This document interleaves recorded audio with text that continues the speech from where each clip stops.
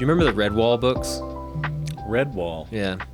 There were these little animals, but it was like fantasy. But Okay. It was big in like the 90s. But, maybe referring to it. But I remember it in grade school because it was one of the first books that I ever read, like a chapter book, like a lot of chapters. Yeah.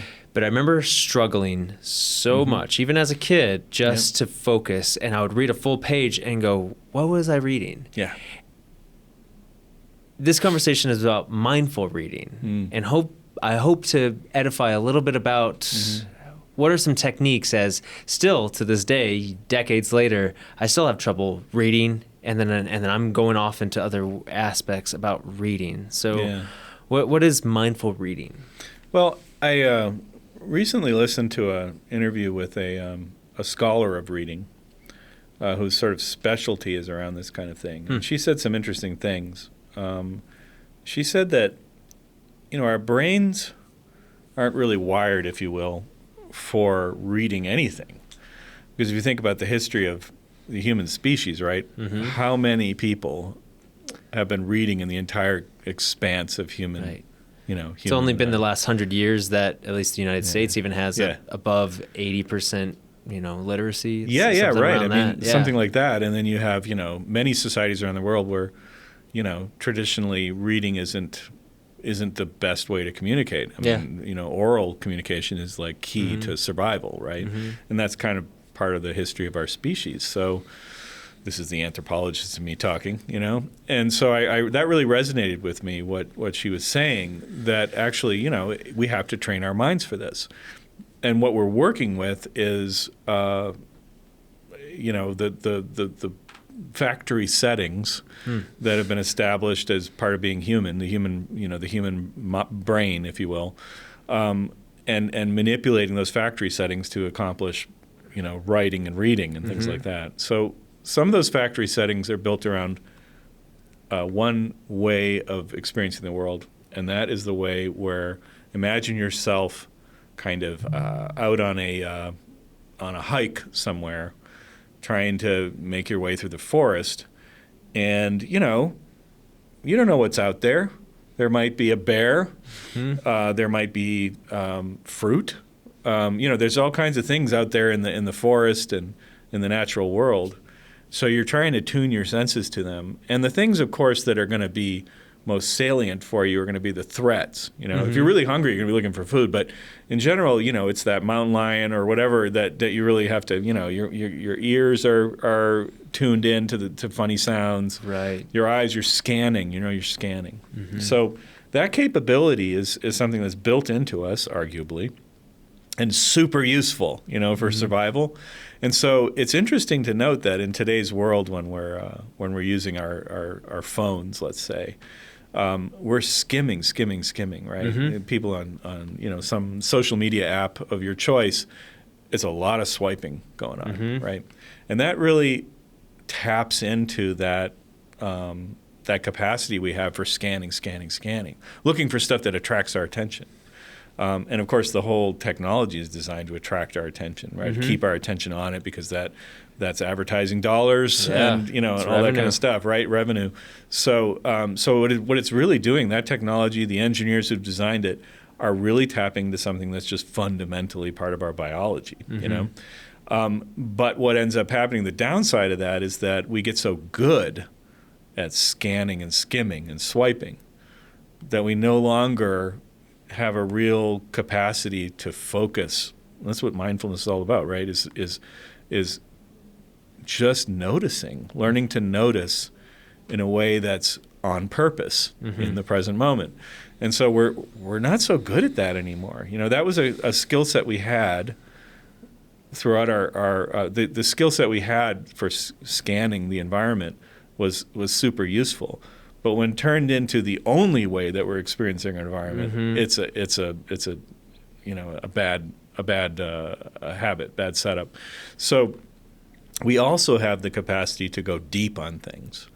If you can imagine, like, I don't know, a hunter who's actually hunting for prey in the woods. Yes, you're paying attention to everything, but once you've got your eyes on that target, you are really focused. You can think about, an animal species like a lion or something who's focused on their prey. Ears are pointed in that direction. Eyes are riveted on it. Every movement is being taken into account. Very much tunnel vision, just to know tunnel vision, yourself to that. And really having a deep experience, like it's a real interaction, that's happening there. And so, again, if you think about how we interact with the world in a classroom context, if we're busy reinforcing our capacity to scan, we're not going to be able to go deep on anything. Yeah. And reading is really the opportunity we have to go deep on something, but we're losing that capacity to be able to know how to do that. And that's where the mindfulness part comes in. And especially something like reading, it's a lonely effort. It's a lonely journey where it's just you and the pages. Whereas when you have levels of engagement and surrounding, whether it be social or social media, but there's always there's this level of like comfort with that elsewhere. Nice. And so there's this level of that we need to kind of tap into. It's this mindful reading. So what you've kind of mentioned is that there is this mindless reading where we can kind of just skim, maybe look for the bold pieces in a textbook and just go, okay, what are the main pieces? And you can read it backwards, forwards, but you're not really thinking through it. So it can be a problem with it. So what is this mindful reading and where does this practice shift for say, a student's perspective? One way to look at it is like, if you're in a social setting, like kind of going off of what you were just saying, if you're in a social setting and you're just hanging out with people, and you're all friends, let's say, or acquaintances, and there's just a lot of small talk. You're just hanging out. It feels good. You're in your comfort zone. You're just hanging out, whatever you're saying, you're just laughing at things or whatever, and you're just feeling good. And there's value to that. There's no question there's value to that, right? But then you meet somebody in that crowd. And it turns out that you wanted to get to know them a little bit better, right? For whatever reason, either because you've got this deep sense that you could be really good friends, or maybe there's a romantic thing going on there. But whatever it is, you're vibing, yeah. And so you're not going to want to stay small talk with that person. You're going to want to get to know them better. You're going to want to be asking them questions about themselves. If you're really having a conversation. And you're not just going blah, blah, blah. You're going to want to know more about them, and you hope they're going to want to know more about you. And so that's where it's switching. You're throwing a switch there from that sort of scanning, skimming kind of mode to deep interaction. So a text arguably is kind of the same thing. There's an author of that text, And they had some ideas, and they wanted to share those ideas with textbook. The text. It could be a texextbook or some kind of reading. Okay, sorry. We're focusing on reading. My mind went to text message, so that's why I wanted to clarify. So right? and that's actually another thing we're training ourselves is how to say something as briefly as possible with lots of emojis, and it's really hard to go deep. So good luck establishing a meaningful, deep relationship with another human being over text. Thumbs up. Yeah. That's right. Yeah. Hard. Yeah. No, it's hard. You have to have that relationship already in order to successfully maintain. But I digress. So an author of a textbook has spilt their passion into these pages. That's right. They, for whatever reason, they have a point of view that they want to share with you.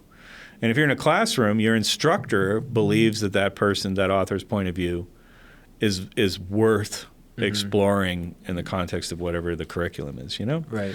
So there's an opportunity there. There's an opportunity there to have a deep conversation with a book, not just with another human being. Through the sort of the matrix of the book, you're having a conversation in a way with the author. They want to share their idea, but you have an opportunity to actually interact with their ideas. And that's something that we've kind of lost touch with, is that in reading a book, you're alone in the sense that there's not another human being sort of having that interaction with you directly, but you're also very much it's a very interpersonal kind of experience, potentially. But if you're just reading it like this is just pages and there's just text on it and I have to find what I need, then you're not going to have that richness of What's on the experience. exam? Yeah. Good luck trying to establish a deep friendship with somebody by just sort of casually kind of going, skimming through your conversation with them. Oh, you know their hobbies, so I'm just going to always bring up the hobbies and nothing else. That's right. Whereas you want to give me your bio data, data, and I'll just see what resonates, and then I'll move on. And I'll regurgitate it. Yeah, exactly. Okay, so the mindfulness practice of mindful reading is really allowing. It's embracing that.